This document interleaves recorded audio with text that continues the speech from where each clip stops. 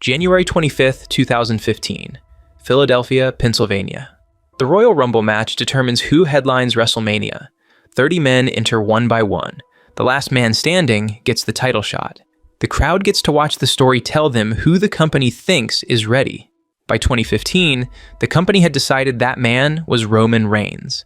They had been building toward it for over a year, positioning him as the inevitable next face of the company, the chosen successor, the man the audience was supposed to want. When Roman Reigns won the Royal Rumble that night in Philadelphia, the building did not cheer. It erupted, but not in the way the company had planned. In the moment that it actually happens, it's like they're playing the worst soundtrack of all time over your moment. Philadelphia booed Roman Reigns out of the building. They booed the man they were supposed to crown. They booed the decision. They booed the gap between who the company had decided was ready and who the audience actually believed in. They chanted for Daniel Bryan, who had not been in the match. They booed so loudly and so completely that the celebration felt like a funeral. The company heard it and kept going anyway. Someone should have warned them. There was a man who spent 16 months standing in the rafters of arenas, watching that exact dynamic. A company deciding what the audience should believe, instead of listening to what the audience actually believed, waiting for an institution to keep its word. But we'll get to him. Some things have never changed. The lights go down. The music plays.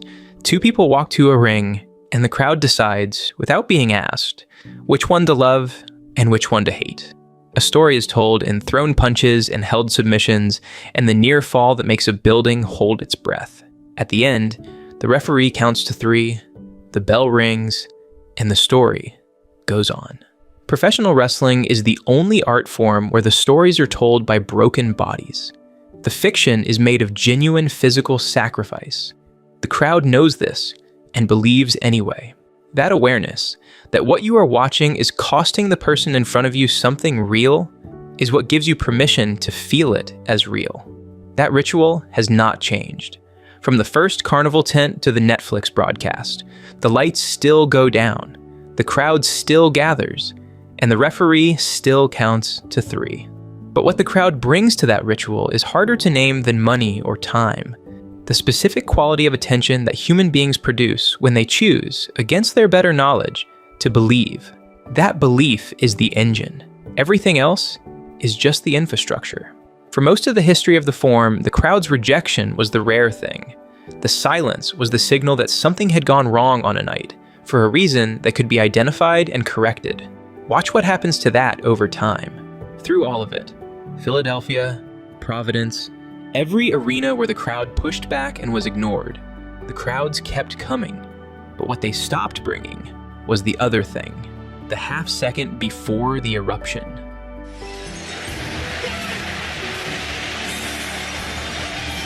The sound a building makes when thousands of people are surprised by something they were not able to protect themselves from feeling. That sound became rare, then rarer, then the kind of thing people described with the nostalgia reserved for things they are no longer sure they will experience again. That loss is the consequence. Consequences are visible, documented in ratings data, attendance figures, sections covered with tarps in arenas that used to sell out. The root causes are harder to see. They were growing underneath the ritual the whole time, invisible to the institution producing them, compounding through the years, while the performance continued unchanged above.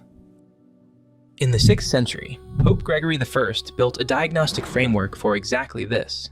A man of the church, the institution that had discovered the ritual of gathering people in the dark to feel something together, and learned that the ritual could continue perfectly while the thing beneath it rotted. He had watched communities unravel through the slow accumulation of dispositions so embedded in a community's structure that the community could no longer feel them consuming the conditions that made it worth believing in. He called them the capital sins, 7 of them, each one generating the next. He placed one at the top, the root from which every other sin grows. The disposition that makes a man, and the institution he builds in his own image, incapable of hearing the correction before the consequences become visible. He called it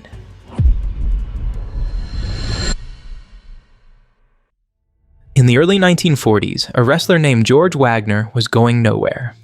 He had been on the circuit for nearly a decade. Mid-card. Forgettable. The kind of performer whose name appeared in small print and disappeared from the record books without ceremony. He was technically sound and professionally invisible, which in professional wrestling amounts to the same thing. Then, he had an idea. He grew his hair out and bleached it blonde. He commissioned elaborate silk robes. He hired a valet whose job was to enter the ring first and spray the canvas with perfume, so the arena would smell of Gorgeous George, before Gorgeous George arrived. He brought a hand mirror to inspect his hair before the match. He demanded the referee wear white gloves before touching him. He gave himself a title, the Human Orchid. The producers of the television station thought this was too much. George knew it wasn't enough. He was right, and they were wrong. Within 2 years, he was one of the 2 biggest names on American television. Muhammad Ali later said that watching Gorgeous George taught him how to be Muhammad Ali. So I got this from Gorgeous George. I said, this is a good idea. Look, he's getting rich. So I start talking. I am the greatest. I cannot be beat. I'm too pretty to be a fighter.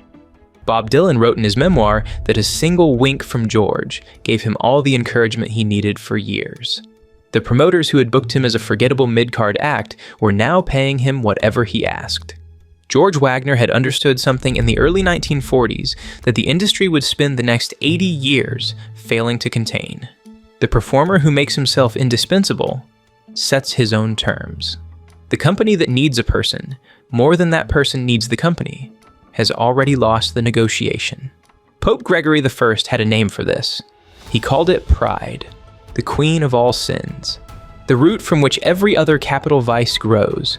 The disposition that does not destroy from outside, it hollows from within, quietly, in the gap between what an institution believes about itself and what its decisions reveal it to be.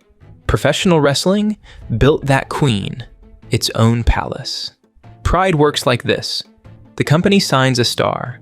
The star understands what the company needs from him. The contract reflects that understanding. And somewhere in the fine print, the company signs away its ability to tell that star when he is wrong. In the territory era, this had a natural selling. If a promoter in one city surrendered too much to a difficult talent, the damage was local. The system was decentralized by design. No single performer could hold the entire industry hostage because there was no single industry to hold. Vince McMahon changed that. Through the 1980s, McMahon bought out the territories one by one and built the first genuinely national wrestling company. What had been elusive to the performers he invested in became, for the first time, total. And the company that had centralized all the power had simultaneously centralized all the vulnerability. George Wagner figured this out in a wrestling ring in Oregon in 1941. It took the industry until December 28, 1997 to fully understand what he had started. The first time a performer carried the industry's most prestigious championship to a competitor's television show was not an accident. July 1991, Ric Flair had been fired by WCW 2 weeks before their biggest pay-per-view of the summer. He was still the NWA World Heavyweight Champion at the time of his dismissal. WCW wanted the belt returned. Flair wanted his $25,000 deposit back first, the fee every NWA champion was required to put up as a guarantee they would not leave with the title. WCW executive Jim Herd refused to pay it. Flair called Vince McMahon and told him he was coming, and he was bringing the belt with him. This happens to be the real championship belt. That's not Hogan's belt, Brain. I know the champ's belt when I see it. You're right. Comparing this belt to Hulk Hogan's belt would be like comparing ice cream to horse manure. The argument was simple and devastating. The actual world champion was in the other company now. Whatever WCW was doing was a fiction. The real thing was here. It was the most direct possible expression of institutional pride, not in a contract clause, not in a finish changed at the last minute, in a physical object, carried across enemy lines, displayed on the competition's television, because the institution had decided that $25,000 was worth more than the relationship that had built the belt's meaning in the first place. WCW created a new championship and crowned a new champion. The belt's lineage continued. What could not be replaced was the specific humiliation of watching your own title used to argue that everything you were doing was secondary. Flair himself would return to WCW eventually. He would retire with enormous ceremony at WrestleMania 24 in 2008, defeated by Shawn Michaels in a match the industry still talks about, given a send-off that almost no performer in the history of the business has received. Then he kept going. A divorce settlement had left him with financial obligations he couldn't meet. 2 years after that retirement, he was working for TNA. He has since called it the biggest regret of his career. The man who carried the belt across the line in 1991 was still carrying something across a line in 2010. The thing being protected was different. The calculation was the same. April 4th, 1993, Caesars Palace, Las Vegas, WrestleMania 9. Bret Hart had held the WWF Championship for nearly 6 months. He lost it that night to Yokozuna in a match built as a legitimate title defense. Yokozuna's manager threw salt in Hart's eyes. Yokozuna pinned him. The championship changed hands. Then Hulk Hogan's music played. Hogan came down the ramp. He checked on Hart. He exchanged words with Fuji. Fuji challenged him on the spot. Hogan accepted. 22 seconds later, Hulk Hogan was the WWF champion. He had not been scheduled to win the championship that night. The company had been moving past him, building Bret Hart as the new face of a promotion trying to evolve past the cartoon era of the 1980s. Bret Hart has described what it felt like to watch from ringside, the temperature of the locker room afterward, the silence of people who understood what had just happened and had collectively decided not to say it. I thought it sucked. I thought it was the worst. Regardless of whether it was me in there, I thought that is the finish, and that the fans are going to barf when they see that. And I think, I'm probably pretty close to the truth. In Hart's telling, it was not anger. It was something quieter. The silence of people recalibrating what the company was willing to do. By 1996, Hulk Hogan, Randy Savage, and Ric Flair were all working for WCW under guaranteed contracts. 3 of the most significant performers in the history of the industry, all past their commercial peak, all carrying deals that made their cooperation with the company's creative direction optional rather than required. Eric Bischoff understood the problem he had inherited. He had signed these men because he needed them. In signing them, he had also committed the company to a creative environment where the men most capable of derailing the booking were also the men the booking had been built around. The Sting storyline was his attempt to build past that.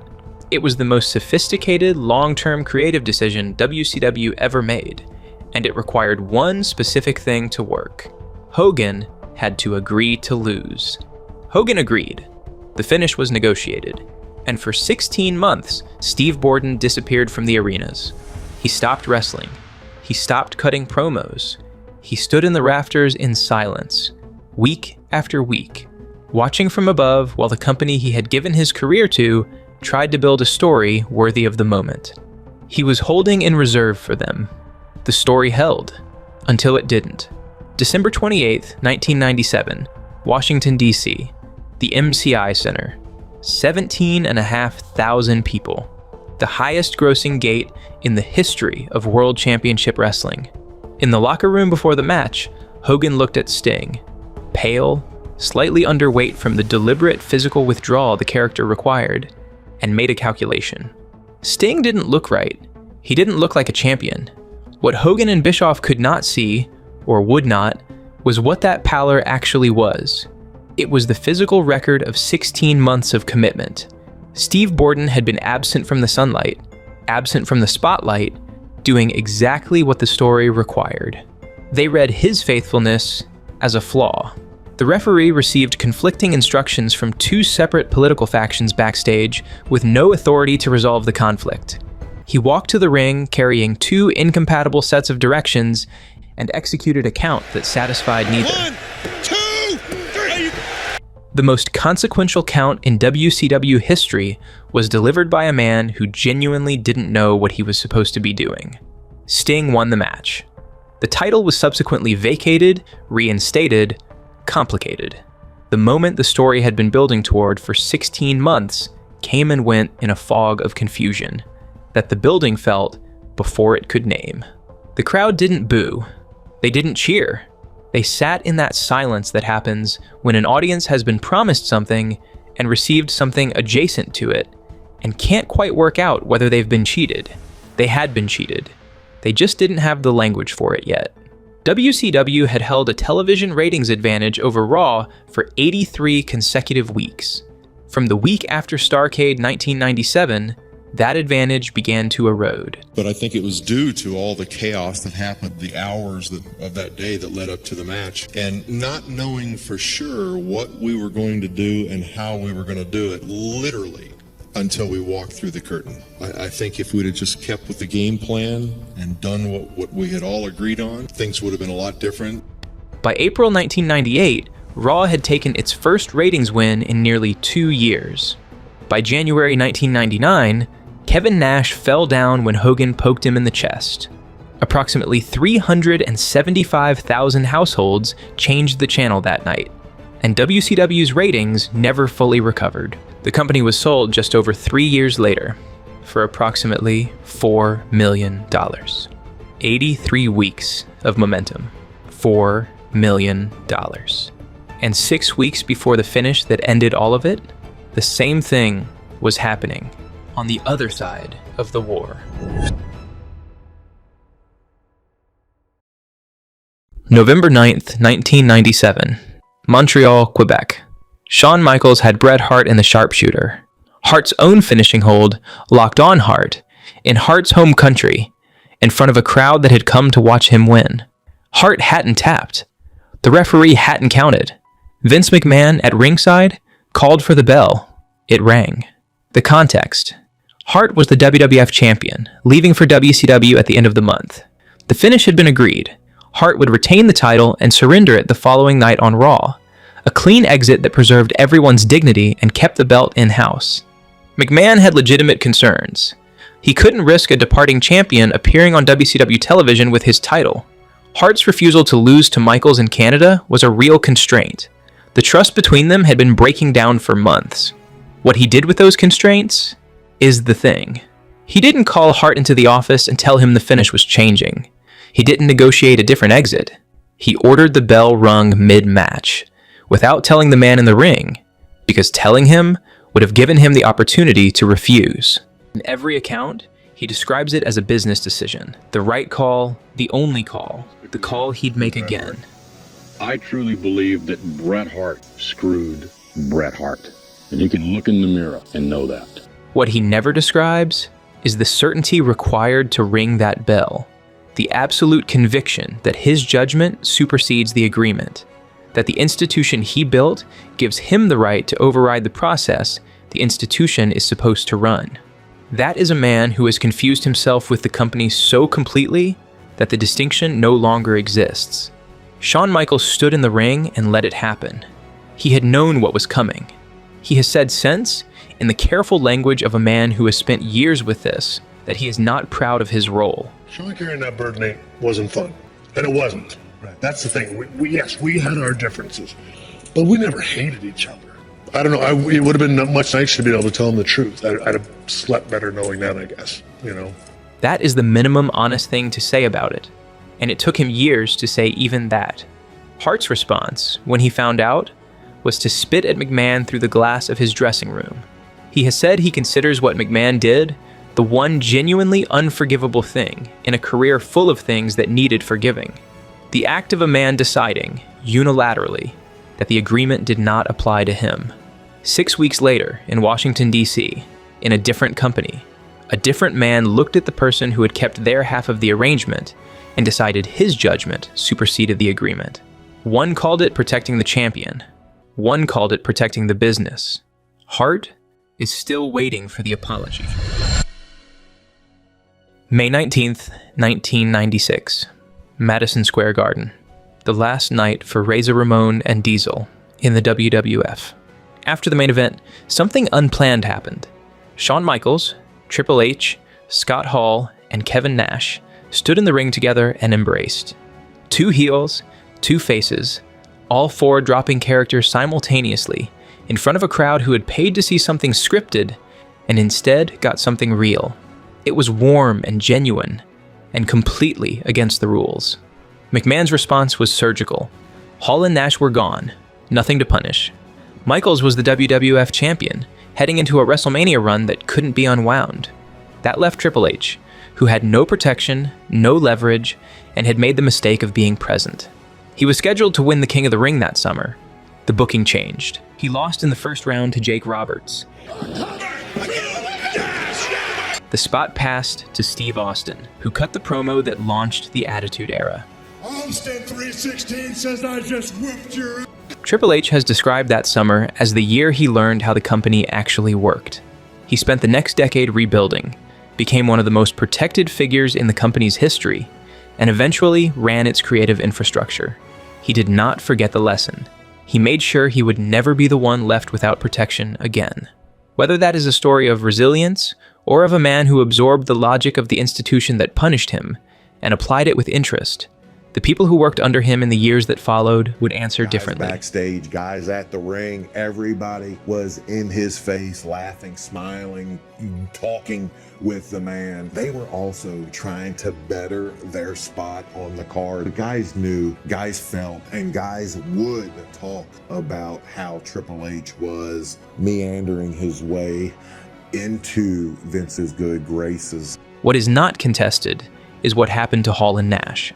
Hall wanted something straightforward, a guaranteed floor, something that would let him plan, take out a mortgage, handle his taxes like a person with steady income. The company said no. Independent contractors didn't get guarantees. Nash had the same conversation, got the same answer. They left. WCW offered guaranteed money at roughly double what they'd been making for half the dates. Within 3 months, the NWO had launched. Within 6 months, WCW was winning the Monday Night War for the first time in its history. 2 years later, Nash was on the booking committee. When the question arose of who should end Goldberg's undefeated streak, the most valuable asset WCW had left, Nash put himself forward. He has denied booking the finish ever since. Right. I beat him in December. I started booking like February the 13th or 16th or something like that. The record does not support the denial cleanly. What is beyond dispute is that he won the match, took the title, and 8 days later, fell down when Hogan poked him in the chest. The two performers the WWF had decided were not worth a guaranteed contract became for 3 years the primary reason fans changed the channel. Then, they became the primary reason the channel wasn't worth watching anymore. The company had held the line. The line cost them the war. Then the men who crossed it finished the job themselves. June 27th, 2011, Las Vegas. CM Punk sat down on the entrance ramp with a live microphone and his contract expiring in weeks, and said true things out loud. I am the best in the world. There's one thing you're better at than I am, and that's kissing Vince McMahon's. The fact that Dwayne is in the main event of WrestleMania next year and I'm not makes me sick. Yes, men, like John Laurinaitis, who's going to tell him everything that he wants to hear. And I'd like to think that maybe this company will be better after Vince McMahon's dead. But the fact is, it's going to get taken over by his idiotic daughter and his doofus son-in-law. The crowd in Las Vegas treated it like a confession at a revival. Something that had been true for years, finally said with the microphone on. He was building toward a story about McMahon and the company's anti-bullying campaign when the production truck cut his microphone and faded the broadcast to black. Mid-sentence, the most honest thing anyone had said on that program in years, and someone in a truck turned off the lights. 3 weeks later, he won the championship and walked out with it.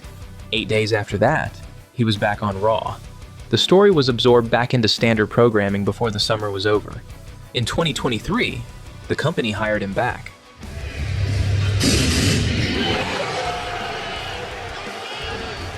His return was treated as a major event. The grievances he had named 12 years earlier are now the subject of retrospective documentaries the company produces about itself. Pride does not suppress the correction forever.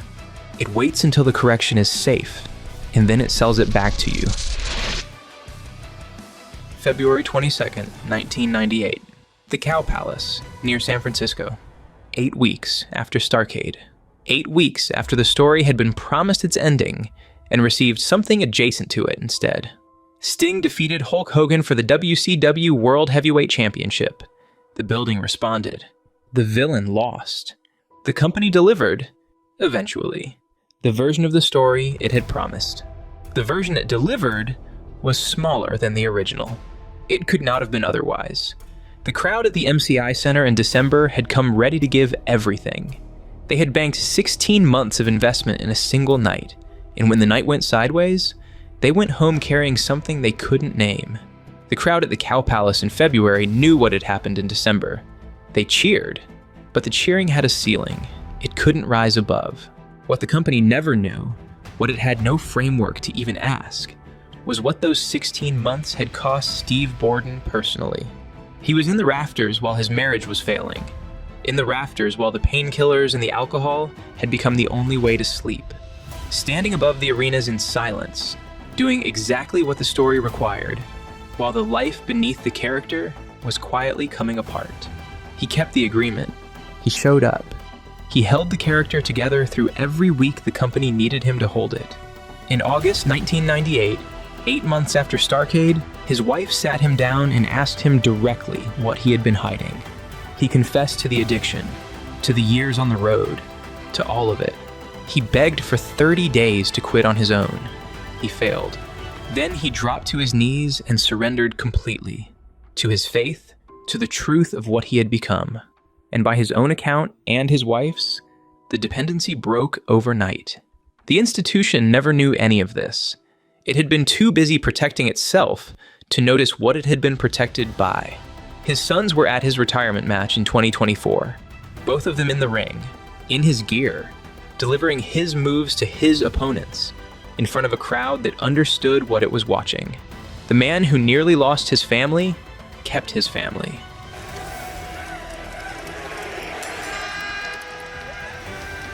The man who kept the agreement raised 2 sons who wanted to stand beside him when it was over. The institution got the 16 months. The man behind the face paint kept everything else. Gregory placed pride first because it is the root. Cut it, and the other 6 wither. Leave it, and they breed. This is what the sin looked like. A performer who understood the company needed him more than he needed the company. A contract that codified that understanding into creative control. A finish that changed in a locker room because the mechanism for overruling the person who needed overruling had been signed away. A referee walking to the ring with 2 incompatible sets of directions. A bell rung without permission. A microphone cut mid-sentence. These are institutional failures. But Gregory was writing about men. Hogan on that ramp at Caesar's Palace knew what the right answer was. Knew it the way you know things you have decided not to act on. The image won. McMahon in that production meeting chose to ring a bell rather than have a conversation. A man who had spent so long building a company in his own image that the company's interests and his own had become indistinguishable. And Bischoff, standing in that locker room in Washington, D.C., looking at Sting, pale, the physical record of a kept agreement, and seeing a liability. That is what pride does. It feels like judgment from the inside. It feels like standards. It feels like the only reasonable response to the situation in front of you. That is what makes it the root. By the time you can see it, it has already grown. The company whose finish unraveled in December 1997 was sold 3 years later for approximately $4 million. The company that rang the bell in Montreal that November is now valued at $9.3 billion. A structure so large that a crowd sitting in silence after 9 seconds registers nowhere in the annual report. Pride made it deaf, and a deaf institution does not collapse. It adapts. It finds a way to stop needing what it can no longer hear. It found Saudi Arabia. It found Netflix. It found a publicly traded parent company whose obligation is to shareholders, not to the crowd. It found television rights deals that pay the same, whether the building is full or half dark. It built a structure so complete so insulated from the noise of the audience that the story itself, the thing Gregory would have recognized, the ritual of gathered belief, became optional. The crowds are still coming. What they are bringing is different now, and everyone in that building knows it, even if no one says it. The half second before the eruption, the sound a building makes when thousands of people are surprised by something they couldn't protect themselves from feeling. That sound has been priced out. It does not appear on the balance sheet. It doesn't need to. You still watch. So do I. But we know something has been taken out of it. We buy the ticket anyway, because the ritual is still there even when the belief underneath it isn't. And we keep hoping the two things will find each other again, the way they used to. That hope is what the next sin runs on. And it is the hungriest sin of all, because it never had to fight for anything. They let pride in. They let it build the kingdom. But greed never knocks. It slips through, consumes everything it can reach, and leaves an empty shell behind.